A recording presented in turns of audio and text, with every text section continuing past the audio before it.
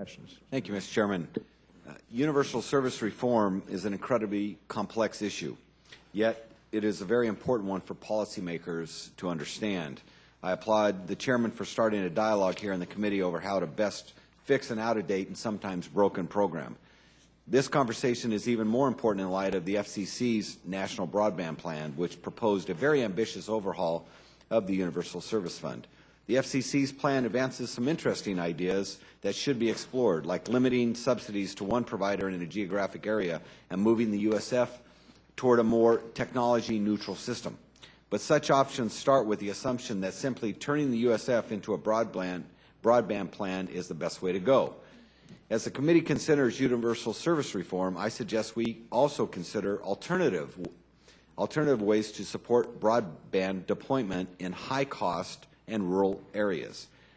Before we start directly subsidizing broadband build-out with taxpayer dollars, it may make more sense to consider options like broadband infrastructure tax incentives and reducing other government barriers to deployment. Indeed, both Chairman Rockefeller and Ranking Member Hutchison have offered legislation that would encourage increased broadband investment through tax incentives.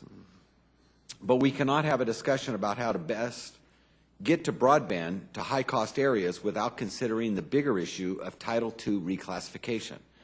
We have heard time and again from broadband providers and industry analysts that the FCC's plan to regulate the Internet as a common carrier will jeopardize investment. If the FCC reclassifies and if broadband investment really does shrink, what parts of the country do you think will suffer the most from this lost investment? We all know it is not going to be Los Angeles or New York. It is going to be places where it is already hard to deploy broadband networks, places like Pahrump, Nevada, or rural West Virginia, or rural North Dakota. I find it ironic that the FCC chairman is pursuing reclassification that will reduce broadband investment because he says he wants to update the USF so that there will be more broadband investment. Those two goals don't seem to line up very well. Also, there are a lot of smart people who believe that the FCC can achieve the USF reform without reversing a decade of successful light-touch Internet policy.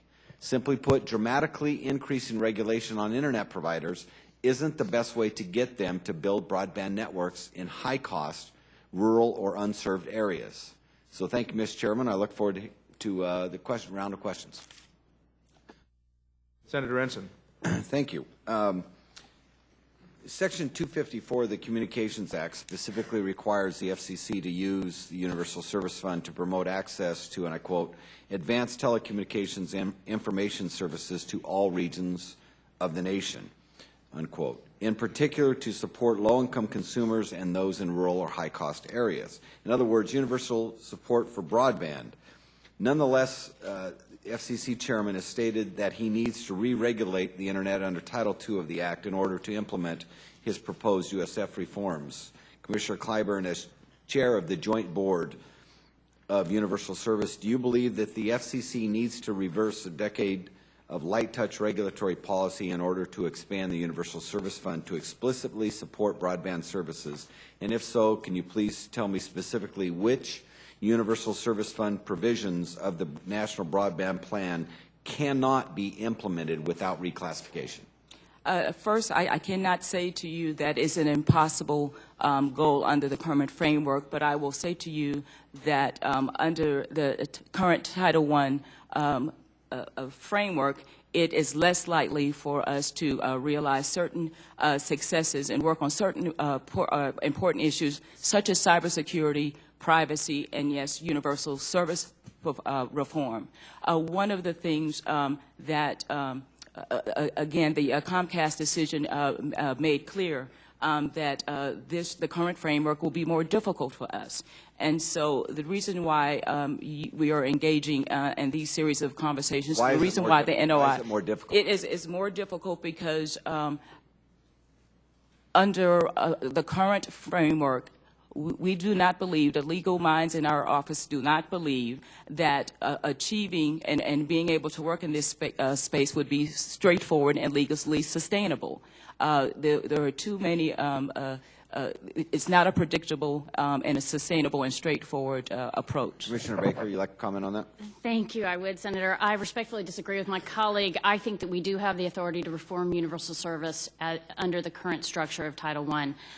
While Section 254 is only 5 pages and is ambiguous to the specific question that you ask, I believe we have authority because the statute talks in terms of how universal service will evolve and the need for access to advanced services, as you mentioned, and also it directly references information services like broadband. So I think the statute's clear. I think that people are making the Comcast, they are interpreting the Comcast decision too broadly. It is far more discreet than people are making it out to be. What the Comcast decision said was that we have to tie our actions to a specific statute, authority in the statute. Here, I think we can do it. In addition, speaking of the joint board actually passed a resolution in 2007 which said that broadband should be supported under the Universal Service Fund, of which I agree. So I think we have the authority, and I think we can do it under Title I. Commissioners Copps or Clyburn, if you want, the point that I made in my opening statement, we hear from industry experts out there, not only the people who actually work in the industry, but people who analyze the industry, that reclassification will lead to less investment of infrastructure. In other words, there's going to be less money put out there. There's going to be fewer pipes. It's going to be more difficult to get more broadband to more people. If there's less money in the private sector, that seems to be almost, counter to what we're trying to do with the Universal Service Fund of getting broadband out there. And so, can you just address what you think those basically countering proposals do to each other? Well, I'm sorry, Senior. I don't really buy into those claims that some of the companies are making. It seems to me this is the greatest infrastructure challenge of our time. This is the investment opportunity of our time. All of the technology, all of the innovation that's going to continue to come. I can't see any company saying, well, we're not going to be a part of that. So I think there's going to be plenty of opportunities.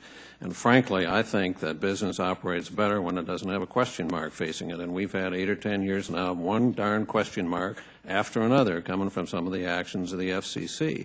So I think, Brendan, I'm not saying they're going to applaud this, but I am saying that business adjusts and they favor having some stability, some predictability, so they can go to the investment community and say, here are the rules. Actually, we did operate under these rules before. We can operate under them again, and I think they'll be trying to encourage the investment community to help support this build-out.